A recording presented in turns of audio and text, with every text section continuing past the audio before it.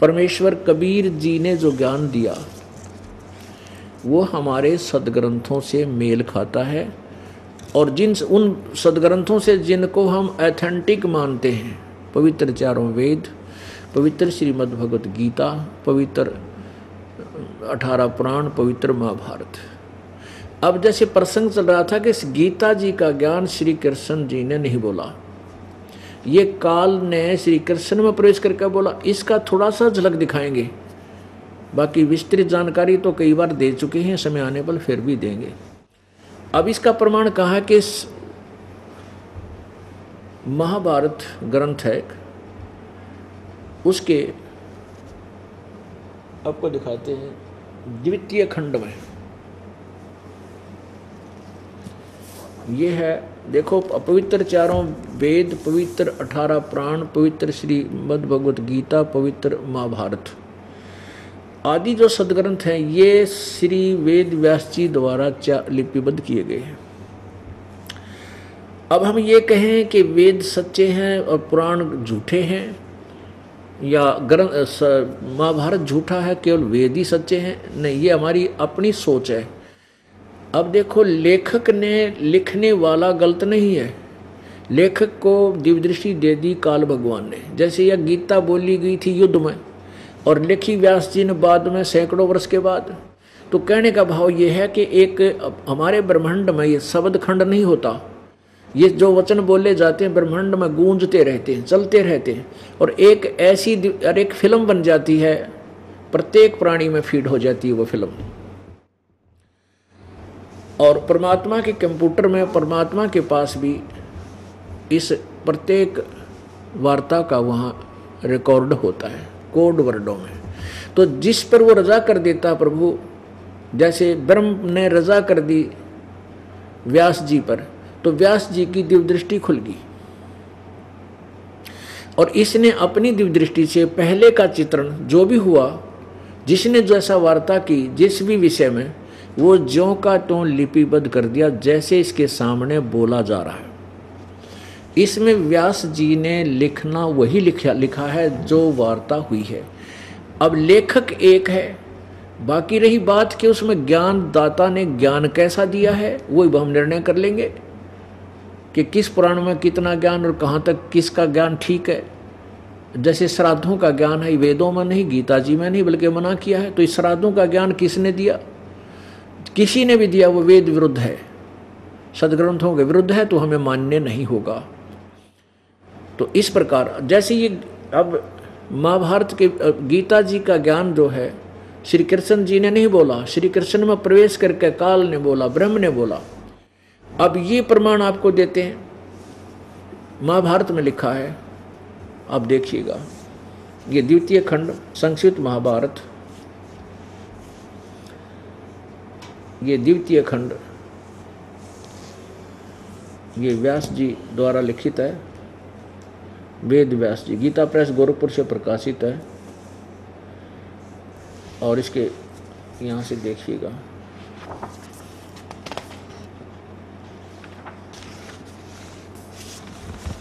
ये संक्षिप्त महाभारत द्वितीय खंड, महाभारत सरल और संक्षिप्त हिंदी अनुवाद,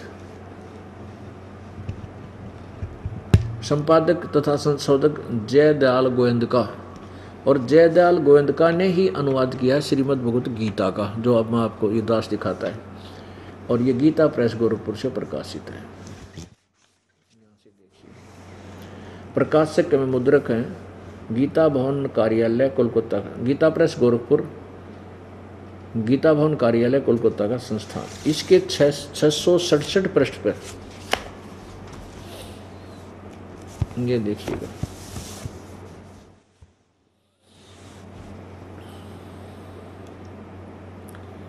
श्री कृष्ण का अर्जुन से सिद्ध महर्षि और कश्यप का संवाद,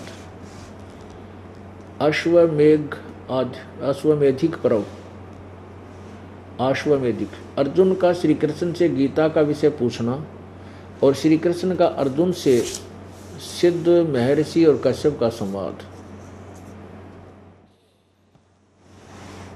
जन्मेजय ने पूछा, ब्राह्मण, शत्रुओं का नाश हो जाने के बाद जब महात्मा श्री कृष्ण और अर्जुन सभा में बैठकर वार्तालाप कर रहे थे, उसमें उनमें क्या क्या बातचीत हुई। वैशंपायन जी ने कहा, राजन, श्री कृष्ण के सहित अर्जुन ने जब अपने राज्य पर पूरा अधिकार प्राप्त कर लिया तो वे दिव्य सभा भवन में आनंद के साथ रहने लगे। एक दिन स्वजनों से घिरे हुए वे दोनों मित्र स्वेच्छा से घूमते घूमते सभा मंडप के ऐसे भाग में पहुंचे जो स्वर्ग के समान सुंदर था।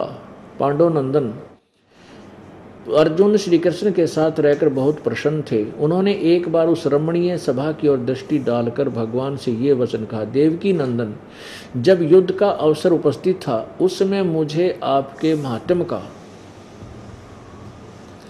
ज्ञान और ईश्वरीय स्वरूप का दर्शन हुआ था, किंतु केशव, आपने स्नेहवश पहले मुझे जो ज्ञान उपदेश दिया था वह सब इसमें बुद्धि के दोष से मैं भूल गया है। अर्जुन कहता है कि जो तूने युद्ध के समय मुझे जो गीता का ज्ञान दिया है वो मैं भूल गया। उन विषयों को सुनने के लिए बारंबार मेरे मन में उत्कंठा होती है। इधर आप जल्दी ही द्वारका जाने वाले, अतः पुनः वह सब विषय मुझे सुना दीजिए। अर्जुन कह रहा है कि मुझे गीता जी का ज्ञान वो फिर सुना दे। वैशंपायन जी कहते हैं, अर्जुन के ऐसे कहने पर वक्ताओं में श्रेष्ठ महातेजस्वी भगवान श्री कृष्ण ने उन्हें गले से लगाकर इस प्रकार उत्तर दिया। श्री कृष्ण बोले, अर्जुन, उस समय मैंने तुम्हें अत्यंत गोपनीय विषय का श्रवण करा था। अपने स्वरूप भूत धर्म सनातन पुरुषोत्तम तत्व का परिचय दिया था और शुक्ल कृष्ण गीता आदि नित्य लोकों का भी वर्णन किया था, किंतु तुमने जो अपनी नासमझी के कारण उस उपदेश को याद नहीं रखा, यह जानकर मुझे बड़ा खेद हुआ है। उन बातों को अब पूरा स्मरण होना संभव नहीं पड़ता। पांडुनंदन, निश्चय ही तुम बड़े श्रद्धाहीन हो, तुम्हारी बुद्धि अच्छी नहीं जान पड़ती। अब मेरे लिए उस उपदेश को ज्यों का त्यों दोहरा देना कठिन है, क्योंकि उस समय योग युक्त होकर मैंने परमात्म तत्व का वर्णन किया था। अब पुण्य आत्माओं, अब यहाँ लेखक ने थोड़ा सा अपना विचार भी जोड़ दिए जाते हैं। अब जैसे श्री कृष्ण जी अर्जुन पर तो डांट मार रहा है कि तू बड़ा श्रद्धाहीन है, तेरी बुद्धि अच्छी नहीं है, तूने उस गीता के ज्ञान को याद क्यों नहीं रखा, और खुद कहता मुझे अभी याद नहीं, मैं उसको दोबारा जो कहता हूँ नहीं बता सकता। अरे भले आदमियों, ये दास सत्संग कर रहा है। आज जिस विषय पर सत्संग करूँ और मुझे आप 20 वर्ष के बाद पूछ लेना जी वो विषय, वो कथाएं आपने सुनाई थी वो फिर सुनाइए, 2 मिनट में सुना दूंगा, क्योंकि मैं स्वयं बोल रहा हूँ। यदि मैं नहीं बोल रहा हूँ और मेरे अंदर कोई प्रेत बोल रहा है तो फिर मैं यही अटकलबाजी लाऊंगा। मैंने ये क्योंकि सुन लेता है, जैसे भूत दूसरे में बोलते हैं, ये प्रेत पितर किसी में प्रवेश करके बोलते हैं और वो पता नहीं क्या क्या बातें कह जाते हैं। जब वो निकल जाता है प्रेत उसमें से, तो वो प्रेत जिसमें प्रेत प्रवेश थे वो आत्मा उससे पूछा जाता है कि तू ऐसे बोल रहा था, तू ऐसे बोली थी, तूने ऐसे कहा था, तो उसको कुछ ज्ञान याद नहीं रहता, तो उसको याद नहीं होता मैंने क्या बोला था। तो औरों से सुने हुए कुछ बातें याद रह जाती हैं कि मैंने कुछ बोला था, लेकिन उसने कुछ नहीं बोला होता, उसको याद भी नहीं होती।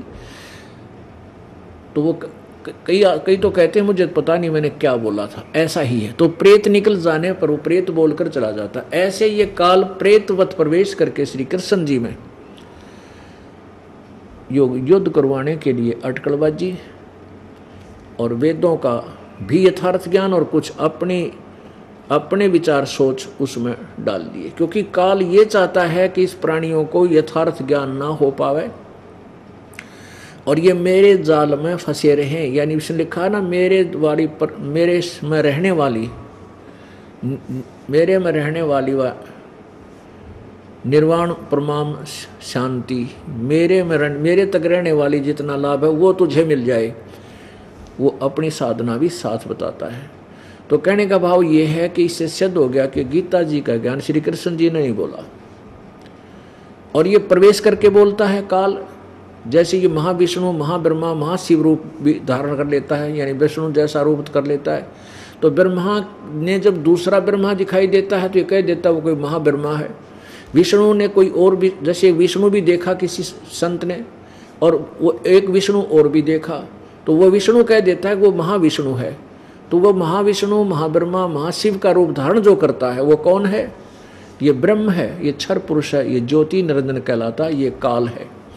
और यही सब छल छिद्र करता रहता है। तो ये काल उसमें प्रवेश करता है प्रत्येक व्यक्ति में और अपना काम कर देता है जो इसने करना और करवाना है। इसने युद्ध करवाना था, श्री कृष्ण नाट्य अर्जुन मना करे, क्योंकि पहले श्री कृष्ण जी 3 बार गए थे शांति दूत बन के कि भाई युद्ध ना करो, और यहाँ तक कह दिया था कि मैं युद्ध नहीं करूँगा, मैं हथियार नहीं उठाऊंगा, एक तरफ मेरी सेना होगी एक तरफ मैं होऊंगा, और मैं हथियार भी नहीं उठाऊंगा। तो इससे सिद्ध है कि भगवान ने आखिरी दाव लगा दिया था कि हो सकता है ये युद्ध टल जावे, लेकिन नहीं टला। फिर जब युद्ध का मैदान उपस्थित, युद्ध के आमने सामने सेना खड़ी थी, अर्जुन मना कर रहा कि मैं लड़ना नहीं चाहता, भीख मांग के भी खा लेंगे हम इस अनर्थ, इस ऐसे घोर पाप के राज्य को नहीं चाहता। मैं तो यहाँ तक चाहता हूँ कि मुझ नियथे को ये सामने वाले कौरव मार दें, मेरी मृत्यु हो जाए, युद्ध टल जावे। उस समय श्री कृष्ण, यदि श्री कृष्ण जी होता वो बोल रहे होते, अपने होश में होते, उसमें काल नहीं होता, तो श्री कृष्ण जी कह देता धन्य तेरे माता पिता ने, बहुत अच्छा सोचा अर्जुन, कुछ भी नहीं बिगड़ा अभी तक, चलो चलते हैं। लेकिन नहीं, उस समय वो काल प्रवेश कर गया। जब अर्जुन मना करे था तब काल प्रवेश कर गया श्री कृष्ण जी के शरीर में, और फिर उसने ये सारा ज्ञान जो दिया वेदों वाला भी दिया, अपनी अटकलबाजी भी उड़ा दी गीता जी के ज्ञान में। अब जैसे दूसरे अध्याय के 37 और 38 श्लोक में कहा कि तू युद्ध कर, तुझे पाप नहीं लगेगा।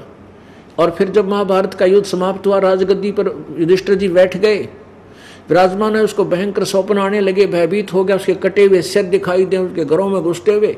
तब जब श्री कृष्ण जी से पूछा कि हमारे भैया को ये किस कारण से ऐसा हो रहा है, ये बड़े बेचैन रहते हैं, कुछ खाते नहीं, भयभीत रहते हैं, कांपते रहते हैं, तब श्री कृष्ण जी ने यथार्थ ज्ञान दिया कि तुमने जो महाभारत में युद्ध किया था वो पाप लग गए, बंधुघात का जो पाप है वो तुम्हें दुखी कर रहा है, वो सत्य था।